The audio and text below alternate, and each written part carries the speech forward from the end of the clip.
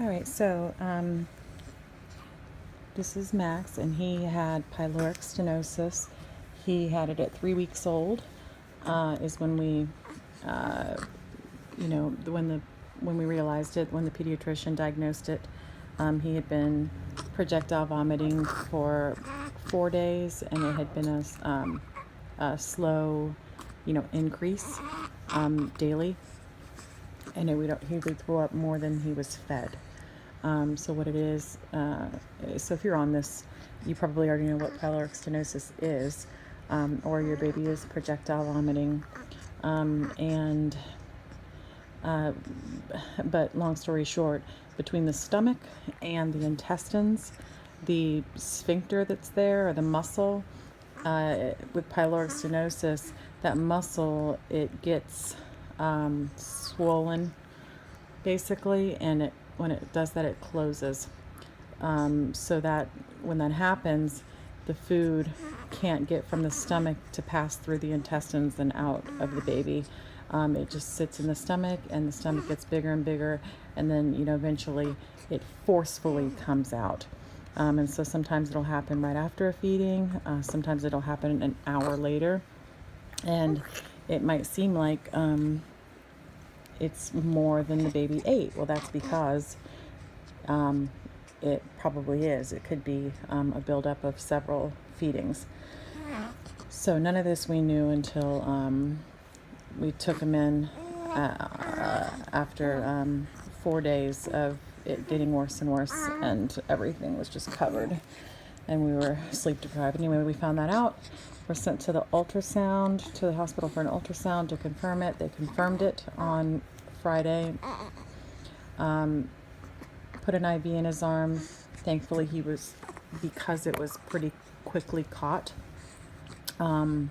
his levels weren't really bad. He had lost a few ounces in weight. But if your baby is projectile vomiting, don't wait. Not if it's 1 day or something, but if you see an increase and it keeps on happening, they can become severely dehydrated too, because it's sitting in here and then coming out, and then they're hungry again, and it put more in, and it just comes out. So I'm posting this because when I found out he was having the surgery, I didn't know if we were going to have a surgeon who did it with larger incision or laparoscopic incision. We ended up getting the surgeon who was on that day. He does laparoscopic. So if your baby is having surgery for pyloric stenosis, this is 2 weeks post-op, almost exactly to the day. The incisions, bless you. All right, wiggle worm. The incisions are just 3, 1 in the belly button, and I just removed his surgical tape. He hasn't had a bath in 2 weeks, but we can finally take a bath today. So 1, it's 1, 2, 3. This one I can't even see.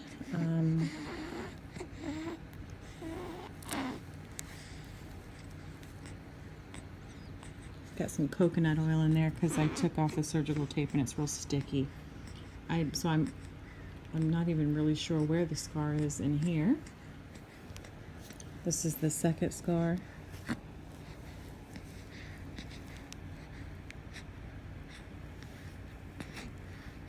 It's almost nothing. And the third.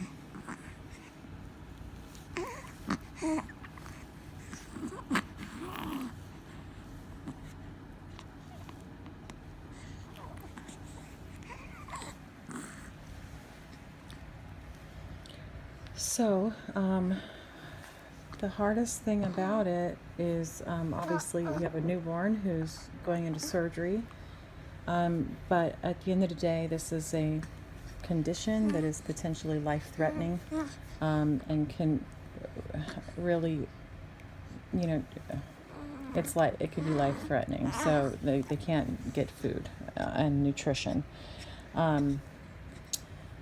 for it to be fixed with a very simple surgery is something that while we were in it was horrible, because it's all just horrible.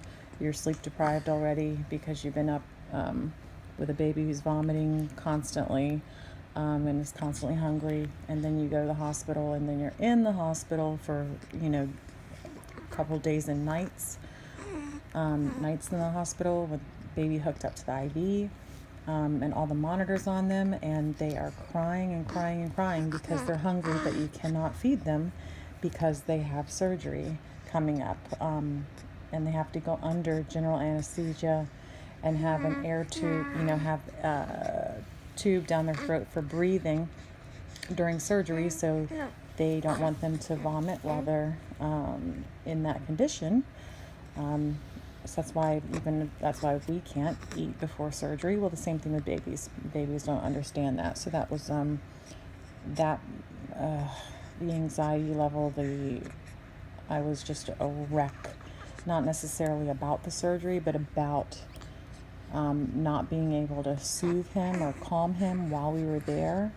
You can touch and hold your baby, but you can't feed him. And that's what he wants. He's hungry. So that was really hard, a little over 24 hours without being able to give him anything to eat. And all the monitors are going off. So I'm just so that you're prepared. The monitors are going off. There's all these things hanging from the baby, the IV, and then the different monitors. And they're making all these sounds every second because the baby's wiggling and crying, and you're holding them, and you're trying to hold the baby around the wires, and the whole time they're just so upset because they're hungry. But hang in there. And then the day of surgery, knowing that he was going to have, tubes down his throat, and then knowing that he'd have the confusion of coming out of general anesthesia and how hard that is, and he was sick to his stomach after that too, coming out of that. So that approximately 2 hours post-op was very hard to see, but we could hold him and soothe him, and he was too weak to want to eat or anything. He was just trying to come out of the anesthesia. And then you can they'll give you like 2 ounces or so of Pedialyte to see if you can hold it down. So basically we were back to being able to bottle feed him in the hospital, and at this hospital it was that after he can hold down 2 ounces, 2 feedings of 2 ounces, we were able to go home. So he came out of surgery about noon-ish on Saturday, and he held down his first bottle about 3 a.m. Sunday morning, I think is around what time it was, because I was there doing it with him too, sleep deprived. But we got bottle 1 to stay down on Father's Day, that Sunday. And then, long story short, a little over 24 hours after he's coming out of surgery, we were headed home. And when we got home, he had one more projectile vomit that scared the you-know-what out of me. So I thought that the surgery didn't work. But it's just his belly adjusting.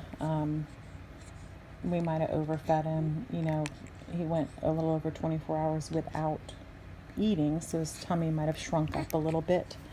So maybe we gave him a little more than he was ready for. I'm not sure.